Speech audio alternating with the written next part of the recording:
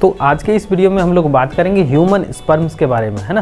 Human sperm जो कहाँ होते हैं, किस तरह के होते हैं और ये इनका शरीर जो है, इनका रंग रूप कैसा होता है। एक्चुअली में ये जो है ह्यूमन स्पर्म जो है वह पुरुषों के द्वारा उत्पन्न किए जाते हैं। किसके द्वारा? पुरुषों के द्वारा उत्पन्न किए जाते हैं। और जैसा कि हम लोग जानते हैं कि वृषण, जिसको हम लोग टेस्टिस कहते हैं, यह शरीर के बाहर होता है जो कि पुरुषों में पाया जाता है। इसी वजह से जो है उसको हम लोग प्राइमरी सेक्स कैरेक्टर्स भी कहते हैं, क्योंकि ये युग्मक बनाते हैं, साथ साथ जो है हार्मोन्स भी रिलीज़ करते हैं ना, कि माने कि गैमेट्स बनाए और हार्मोन्स भी रिलीज़ करते हैं। तो वैसे अंगों को हम लोग क्या कहते हैं? प्राथमिक लैंगिक प्रजनन अंग कहते हैं। तो उसी तरह से पुरुषों में जो है टेस्टिस, वृषण जो है क्या है? प्राथमिक लैंगिक प्रजनन अंग है। और इनका जो काम है स्पर्मेटोजेनेसिस की प्रक्रिया करना, और इस दौरान क्या करते हैं?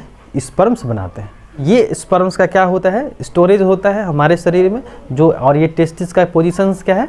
जो आपके क्या है? एब्डोमिनल रीजन्स जो है आपके क्या, पेल्विक रीजन्स में जो है एक पाउच लाइक स्ट्रक्चर्स में क्या होते हैं?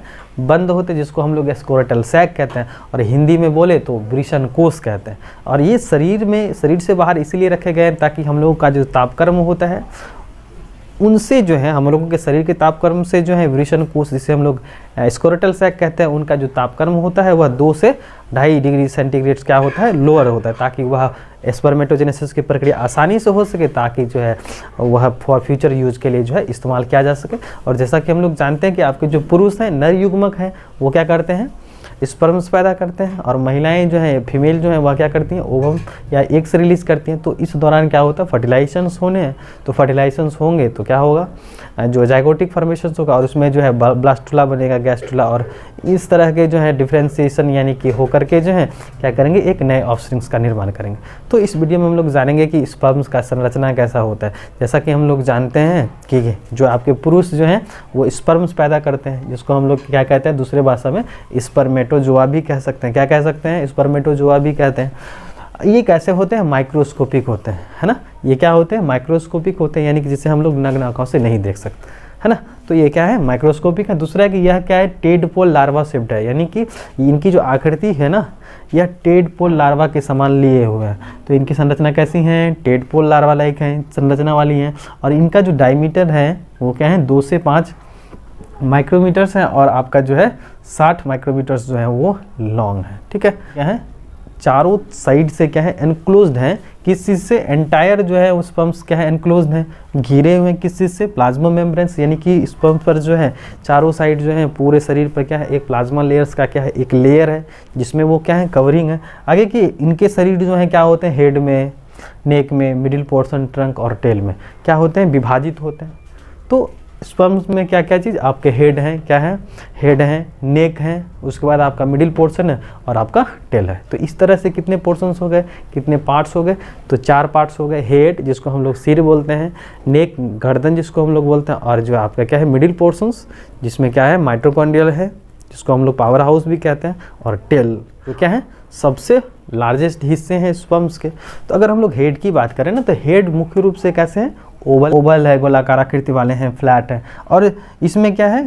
यह कैपनुमा संरचना वाले, जिसको हम लोग एक्रोसोम भी कहते हैं, क्योंकि जो है पेनिट्रेशंस में मदद मिलेगी। और यहाँ पर जो है गोल्जी कॉम्प्लेक्स है, जो क्या है? हाइड्रोलाइटिक एंजाइम्स रखते हैं फॉर फ्यूजन्स के लिए। जब क्या होना है?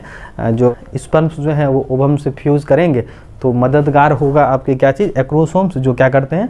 निषेचन में मदद करेंगे। हाइड्रोलाइटिक एंजाइम्स जो क्या करेगा? उसको रप्चर करेगा। दैन जो आपके मेल गैमिट्स हैं, मेल न्यूक्लियस हैं, वह जा करके फीमेल से। हेड में क्या क्या चीज़? फ्लैट है, ओवल है, एक्रोसोम्स है, यानी कि कैप लाइक स्ट्रक्चर रखे हुए हैं, जिसमें जो है आपके गोल्जी कॉम्प्लेक्स साथ साथ जो है हाइड्रोलाइटिक एंजाइम्स रखते हैं, ताकि पेनिट्रेशंस में मदद मिलती है। आगे है आपका नेक। ये गर्दन जो है, गर्दन क्या है? जो आपका हेड पोर्शंस है और मिडिल पोर्शन, इनके बीच का जो क्या है? एक पार्ट्स है, जिसको हम लोग नेक बोलते हैं। नेट मेल क्या हुआ? नेक। गर्दन में जो है 2 सेंट्रियोल्स हैं। ठीक है, बीच में अगर हम लोग देखें तो मिडिल पोर्शंस में आपके क्या है?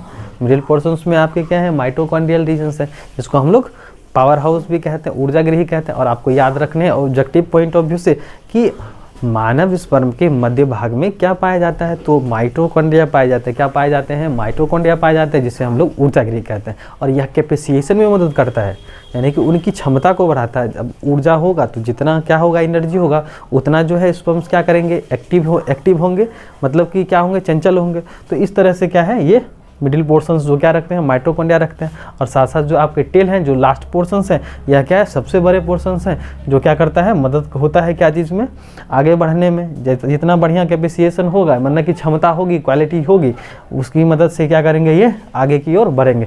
तो क्या क्या कौन कौन सा पार्ट, हेड वाला पोर्शन यानी कि सिर वाला पोर्शन, दूसरा गर्दन वाला पोर्शन, इसको हम लोग नेक बोलते हैं, आगे मिडिल पोर्शंस हैं आपके, और जो है आपके टेल हैं, और ये सारा का सारा जो है आप इस पर देख रहे हैं, ये सब के सब क्या है, प्लाज्मा मेम्ब्रेन से एनक्लोज्ड है, कवरिंग है।